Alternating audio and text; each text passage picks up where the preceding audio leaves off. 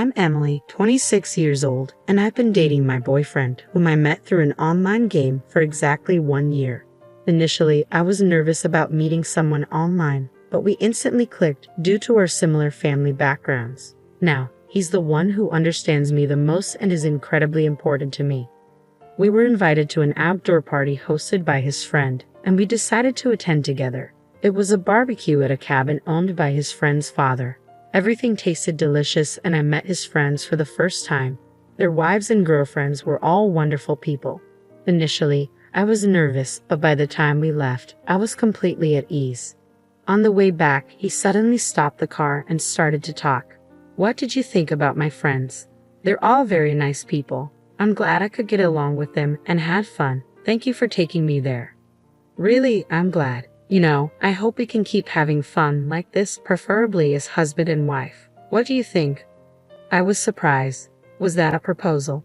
Of course, my answer is yes. It's like a dream. We were so excited. In the heat of the moment, we decided, let's have our wedding there, and headed to a memorable hotel. This was the first place he brought me on our first drive date when we had just started dating. It's a quiet hotel in the mountains, and from the restaurant, you can see the lake in front of the hotel. Not only was the view stunning, but there was also a couple having their wedding at that time, and he remembered me saying how lovely it was. We both agreed that we would like to have our wedding there. But as soon as we arrived, our hopes were dashed. It is indeed a secluded hotel, but it's famous for its high status. At the moment, we were returning from an outdoor event dressed casually in t-shirts, jeans, sneakers, and carrying backpacks. It was clear that we didn't fit into the upscale atmosphere of this hotel. However, the bellhop who should have greeted us glanced at us and then blatantly ignored us. We even caught him exchanging looks and laughing with other staff members. We began to feel self-conscious about our attire, but my boyfriend confidently continued walking deeper into the lobby. During this time, the front desk staff were whispering and pointing toward us. It was an uncomfortable feeling. The last time we were here, we were dressed more formally, and the atmosphere was completely different. Feeling out of place, I tugged at his hand, but he pulled mine back as if to tell me not to worry, and we arrived at the concierge desk. Upon seeing us, the concierge seemed startled, but after taking a good look at us, he asked with a cold smile, "May I help you?" I wanted to retort that of course, we needed help, that's why we were standing there, but I let my boyfriend handle the situation. "We are actually considering holding our wedding ceremony here. Could you tell us where the wedding reception desk is?" On hearing this, the concierge made a clearly disgusted face. "This isn't your ordinary city hotel. It's a place frequented by celebrities and the wealthy. I don't think it's the kind of place where people like you would hold a wedding." "I'm aware. We've been here before. We love the view and thought it would be great to hold our ceremony here. As I said, this isn't a place where people like you would have a wedding." "What do you mean by that? Can you just connect us to the wedding reception desk?" I could sense his frustration growing as his voice raised. I gently squeezed his hand to calm him down as the concierge continued speaking. "What I'm saying is, this hotel is not a place for poor people like you. Please leave immediately." "What? Did he just call us poor?" "This concierge just called us poor. Despite his polite phrasing, he just called us poor." I was ready to tell him off for his snooty attitude, but I decided to let my boyfriend handle this. "Did you just call your customer poor? What's wrong with the staff training at this hotel?" My boyfriend's voice was firm. "Sir, I must ask you to leave this lobby immediately as it is getting dirty. It's causing an inconvenience to the other guests." "Cut it out already. We're just asking for a wedding consultation. Can't you at least let us look around without any hassle?" I interjected, feeling my frustration rising. "A tour? A wedding? You've got to be kidding. Even if you worked your whole life and saved every penny, you couldn't afford a wedding here.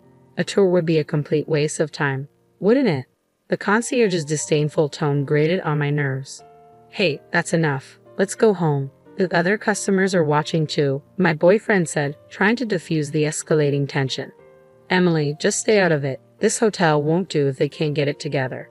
They need to act properly," he continued, his frustration evident. He's flipped his switch. He hates injustice so much that he's ruthless when dealing with people who act unfairly. Generally, this only stirs up animosity and heats things up. I thought to myself, watching the exchange. How did you learn customer service? You're supposed to be a specialist as a concierge, right? Is it acceptable to treat us the way you just did? My boyfriend's voice cut through the tension, demanding an answer. At that moment, a voice came from behind. What's going on here? Apparently, the manager had come over, thinking we were causing a disturbance. We're simply asking to be shown around because we're interested in having a wedding here, my boyfriend replied stoically. Just like the other staff, the manager gave us a top-to-bottom once-over, chuckled dismissively, and said, I'm afraid a wedding at our hotel might be out of your reach. The concierge joined in after hearing his words. That's exactly what I told him, but they won't leave, and it's causing a problem. It's a disturbance to our other guests for you to be in the lobby for such a long period. I'm sorry, but I think it's best if you give up on the wedding and please leave, the manager stated firmly. Hold on a second. We were just asking to look around because we're interested in having a wedding here. Isn't it okay if you just show us around? I asked, trying to reason with them. Sir, I am the manager of this hotel. If you continue to loiter here, he gestured to call security. So what do we need to do to be able to look around? Well, if you were to buy the hotel and become the owner, that's not going to happen, but at his words, the situation seemed even more absurd. I was on the brink of losing it, thinking, what the heck is he talking about? But he just said, I see. So that's how it is. The owner, huh? And started to ponder. Just then, security started to approach us, so I grabbed his hand and urged him to leave. As we walked away with our backs to the manager, he started giving instructions to the concierge. Contact the cleaning staff. The lobby has been completely dirtied. Had it cleaned immediately. What the heck was dirty? In my mind, I cursed at them, thinking their attitudes were far dirtier than anything else. We left the hotel behind us, feeling quite upset. I thought of taking a walk in the garden and admiring the lake before heading home, but we were quickly spotted by the manager from before as we strolled through the garden. Ah, yes, this is troublesome. If you walk around here, it could ruin the view for other guests who are enjoying the scenery. What's the big deal about looking at the view? That's not okay. This view is for the guests who use our hotel. If you can't afford it, please hurry and leave. He tried to shoo us away. Are you possibly thinking about a wedding? Dreaming of a garden wedding? It's useless. Do you have any idea how much it costs to rent out this entire garden? Please make your way out. Then he sprayed me with a hose. Stop loitering and get going. Oh no, I'm all wet now. What is this old guy thinking? This hotel might not be as safe as we thought, even if he's not the one in charge. Hey, what do you think you're doing? There was a stray cat in the garden. I was just sprinkling water to clean it up when suddenly the stray cat reappeared. He threatened to spray water again. My boyfriend, at his wit's end with these words and actions, shouted, Are you referring to Emily as a stray cat? Enough is enough. Is this how a person in hospitality behaves? Spraying water on people? Hey, call the cops. I had a feeling it was going to turn into a big deal. I couldn't stay there and get soaked any further. Enraged, I told him, I want to change my clothes. Let's go, and dragged him back to the car. We came here excited about planning our wedding, but this turned out to be quite an ordeal. This hotel feels so different from when we visited on our date. It's almost like a different hotel altogether. No, the wet clothes I'm wearing are clear proof of reality. I'm so glad I had a change of clothes in the car. After changing and feeling a bit refreshed, he asked me, Emily, what do you want to do? Do you still want to have our wedding at this hotel? Honestly, I didn't really care at that point. It's still a place of fond memories, I mused. I don't know. The hotel itself is lovely, but I'm not sure about the staff, I replied. But he just said, I see. Let's think about it a bit. And that was the end of the conversation. Afterwards, we decided to at least pay our respects to both families, and it's been a whirlwind since then. Our parents asked about our plans for the wedding and reception. For now, we told them we'd like a small, intimate ceremony with only friends and family and asked them to hold off on the location. We've been visiting bridal fairs at other hotels looking for a good place, but we haven't found one that feels just right. I found myself in a bit of a bind considering options for our wedding. Perhaps a destination wedding abroad would be an option. Just as I was flipping through a bridal magazine with these thoughts, my boyfriend called. Emily, we did it. We can get married at that hotel. What? What do you mean? It was a bit of a struggle, but since it's my hotel now, you can plan the wedding any way you like. I couldn't believe it. He had been working on this all along. Turns out, He's the son of a wealthy family and managed to get that hotel acquired by their chain of hotels. The old man said if I wanted to get married, I should become the hotel owner, he said, sounding quite pleased. I was too stunned to say anything in response to his surprising actions, but we decided to visit the hotel the following week. Finally, the day arrived. On the way there, my boyfriend said cheerfully that hotel's reputation hasn't been great lately, and it's been affecting the business side of things. So I'll work on making it a better hotel, okay? He seemed to be having a lot of fun. The last time we visited, it was nerve-wracking because of how we were treated. But this time, the hotel staff were prim and proper, ready to welcome their new owner. Looking around, I felt a sense of relief and excitement. I noticed that the bellboy, who once scoffed at us, was now bowing deeply in welcome. If they could welcome us properly now, they should have done so from the beginning. Knowing about their previous terrible service, their current behavior seemed quite insincere. I felt like laughing at them now, but I must keep my composure. Smug face, smug face. And then came the hotel manager. Welcome, Mr. Owner. Not just the manager, but also the concierge and the rest of the staff greeted us respectfully. They didn't seem to realize that we were the poor people they had treated terribly before. It's shocking to see such a difference in treatment based upon appearance. The way they changed their attitudes so quickly is honestly appalling, but it's a good lesson for me.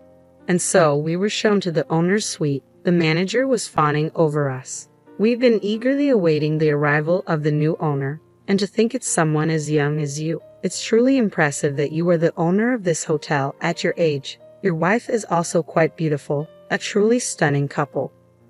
Who is this guy? You called them stray cats, but now you're saying they're handsome and beautiful.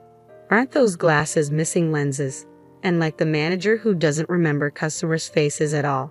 That's wild. We decided to wait for a while since he said he'd create a space for us to greet the employees later. When the manager left us to prepare, I said, "What's up with that manager? He doesn't know anything about us, does he? Handsome and beautiful, seriously." It seems like he didn't notice at all. It's kind of impressive in that way. Whoa, what? He looks enthusiastic, so I guess it's fine if he does what he wants. Is it okay for that guy to be the manager? I know, don't worry. I've thought about it while having this conversation. It was time.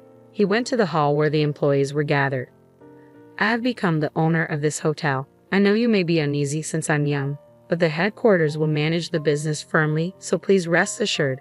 We plan to operate this hotel as a secluded hideaway hotel, different from the luxury hotels in the city up until now. After repairing the aging parts, we will have a renewal opening. In conjunction with the reopening, I'm thinking of having my own wedding ceremony here to commemorate the start of the hotel and me. The unexpected happy announcement stirred up the employees. Then he called me to introduce his fiancée, and I went up to the stage. When I got up there, the manager standing proudly next to him looked utterly surprised. "Owner, that person is. That's my fiancée." "Oh, it wasn't our first meeting, wasn't it? You didn't recognize me either, did you?" At his direction, I was dressed in a t-shirt, denim, and sneakers like the last time we visited the hotel. If I had worn a dress and heels, he wouldn't have noticed. But just by changing my clothes, he seemed to remember me right away. Seriously, this manager seems to judge people solely by their clothes. Looking around, the bell staff and front staff who laughed at us that day were staring at us with wide eyes. The concierge, oh, he's looking pale, and his eyes are darting around. It seems like he finally remembered us this time. My boyfriend, who confirmed the situation, continued talking to the employees who were clueless about what happened that day. Actually, we visited this hotel the other day, and at that time, we were both dressed like her now. I got her approval for my proposal, so I was over the moon when we came here, thinking we wanted to have our wedding here. The bellboy. Ah, that's you, right? You ignored us without even saying welcome and laughed at us. The front desk staff were pointing and whispering about us. The concierge, you didn't listen or pay attention when we said we wanted to have our wedding here, and you told us poor people should go home. The worst was you, the manager. Actually, I recorded our conversation from the middle of it and decided to let everyone hear it. The recording of the exchange with the manager played, and the employees started murmuring with disbelief on their faces. They called them poor people. Isn't that terrible treatment? They began to say. Well, the manager turned pale and trembled after the audio ended. He began to speak. As you can see, we were treated as poor because of our modest attire, and in the end, we were doused with water and driven out. This is unacceptable, isn't it? There were nods of agreement from the crowd. Regardless of what we were wearing, I come from a family that owns a chain of hotels, and she is the daughter of a big pharmaceutical company CEO. We are not poor. This time, we were advised by your manager here to become the owners if we wanted to have our wedding here. But what if we were other guests? This should never happen, right? I chimed in. This hotel, which is not particularly conveniently located, should offer the best service to all guests who take the trouble to come here. I want to return this hotel to that state it was once like that. Let's make this the best hotel together. Applause filled the room afterward. He demoted everyone from the manager and concierge to staff who had reports of poor work attitudes. The manager and concierge were asked to start from scratch, learning from the cleaning staff. In their place, staff who had been neglected despite their excellence, as well as part-timers, were promoted to better positions. He placed the right people in the right roles, creating a lively working environment. He actively listened to opinions, quickly implementing good ideas with a sense of urgency. Even as an onlooker, you could feel the overall atmosphere of the hotel improving. And so, he successfully transformed the hotel. By the way, we were able to hold our wedding ceremony at the hotel as initially planned. Of course, it was during a quieter time, and we kept it low-key. About a year later, he handed down the hotel management to a new manager and quickly stepped down. It should be okay now, he said, but it seems the real reason was that he didn't have time to play his favorite video games.